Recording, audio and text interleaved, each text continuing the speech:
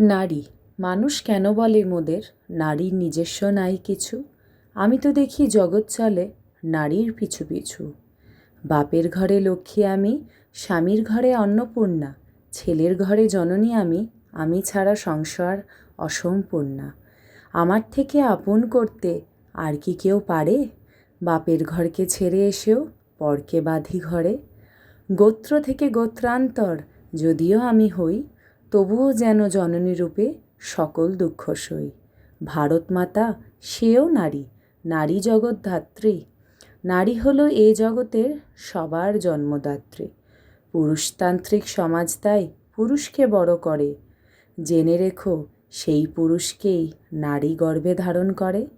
মহাকাল আমার পদতলে শায়িত চিরকাল, আমি ছাড়া এ জগৎ সংসার সবাই হবে অচল। ধন্যবাদ।